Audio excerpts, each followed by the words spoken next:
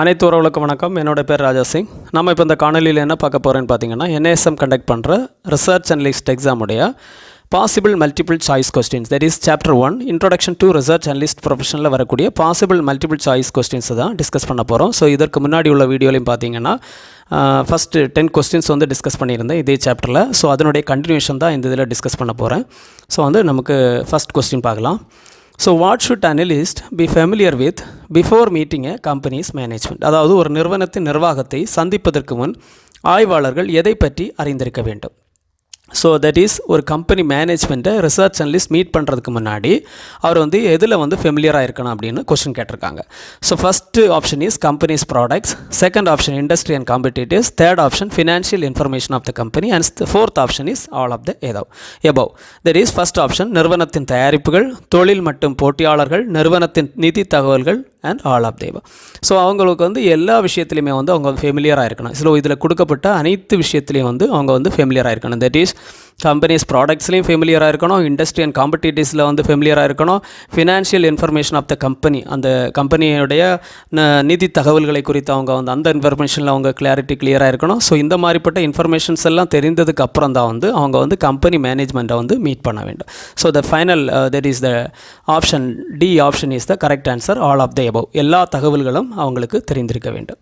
Next வந்து what is the importance of independence in research analysis? Research அனாலிசிஸில் இண்டிபெண்டன்ஸோடைய முக்கியத்துவம் என்னன்னு கேட்டிருக்காங்க. To avoid biases in recommendation, to maintain cordial relation with the management, to increase sales, to manage public relation. அதாவது பரிந்துரைகளில் சார்புகளை தவிர்க்க வேண்டும், நிர்வாகத்துடன் நல்லுணர்வை பேணுதல், தேர்ட் ஆப்ஷன் விற்பனை அதிகரிக்க, ஃபோர்த் ஆப்ஷன் மக்கள் தொடர்புகளை நிர்வகித்தல். So the first option is the correct answer, that is to avoid biases in recommendation. Third question, what are the qualities decide in A good research analyst? ஒரு நல்ல ஆராய்ச்சி ஆய்வாளருக்கு என்ன குணங்கள் தேவை? ஸோ என்னென்ன குவாலிட்டிஸ் வேணும்னு கேட்குறாங்க. Decide qualities for a good research analyst. அவர் வந்து நம்பர்ஸில் குட்டாக இருக்கணும் கண்டிப்பாக. Next option clarity in financial concept, that is நிதி கருத்துக்களில் தெளிவாக இருக்க வேண்டும்.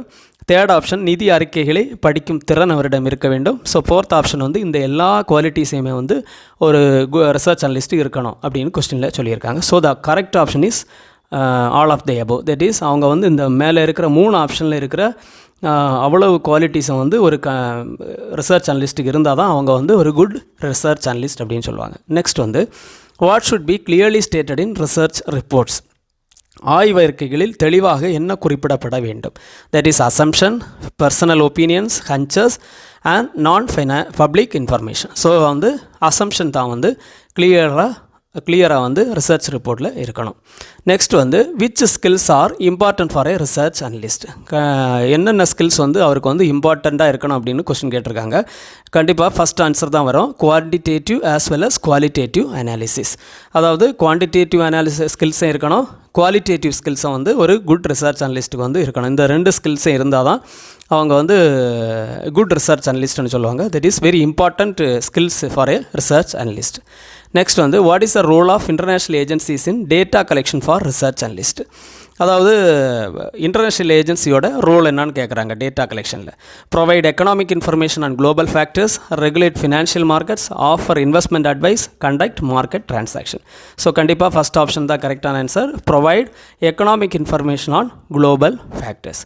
Next what does a buy side analyst report typically include? So buy side அனாலிஸ்டோடைய ரிப்போர்ட்டில் என்னென்ன இருக்குன்னு சொல்லியிருக்காங்கன்னா, first option recommendations for internal consumption, second option public investment advice, third option media communication, fourth option regulatory guidelines. So first option is the correct answer, recommendations for internal consumption. Next வந்து what is the role of industry specific journals for research analyst? இந்த industry specific ஜேர்னல்ஸில் வந்து அதில் என்ன அதனுடைய role என்ன research analyst அப்படின்னு question கேட்டிருக்கிறாங்க. So what is the role of industry specific journals for research analyst? Industry specific ஜேர்னல்ஸில் வரக்கூடிய இன்ஃபர்மேஷன் என்னன்னு கேட்டிருக்காங்க. That is to provide detailed industry information, to sell investment products, to manage investment portfolios, to conduct legal analysis. That is the first option is the correct answer, to provide detailed industry information. அதான் வந்து industry specified ஜேர்னல்ஸில் வந்து அவைலபிளாக இருக்கும். Next வந்து which of the following is not a key responsibility of research analyst, that is இந்த கொடுத்துருக்கிற 4 ஆப்ஷனில் எந்த ரெஸ்பான்சிபிலிட்டி அவருக்கு இல்லை அதுதான் வந்து கேட்குறாங்க. which is not a key responsibility of research analyst, that is marketing financial products. Second option is collecting data from various sources. Third option analyzing financial performance. Fourth option making investment recommendation. So actually research அனலிஸ்டோடைய key responsibility பார்த்தீங்கன்னா collecting the data, analysing the data, investment recommendation. So இதில் எல்லாத்தது வந்து என்னென்னு பார்த்தீங்கன்னா marketing financial products தான் வந்து work பண்ண மாட்டார். So that is it is not a key responsibility of research analyst. Next வந்து what should research analyst disclose in a report, அதாவது ஆராய்ச்சி ஆய்வாளர்கள் தங்கள் அறிக்கைகளில் எதை வெளிப்படுத்த வேண்டும் பார்த்தீங்கன்னா conflicts of interest. Second option personal financial status. Third one private conversation with management, non verified data. So முரண்பாடுகளை தான் வந்து அவங்க வந்து டிஸ்க்ளோஸ் பண்ணணும் அப்படின்னு சொல்லிட்டு ஆப்ஷனில் சொல்லியிருக்காங்க. ஸோ அதுதான் வந்து important, conflicts of interest. So பாருங்கள், பயன்பெறுங்கள். அடுத்த காணொலியில் உங்களை சந்திக்கும் வரை உங்களிடமிருந்து விடைபெறுகிறேன். நன்றி, வணக்கம்.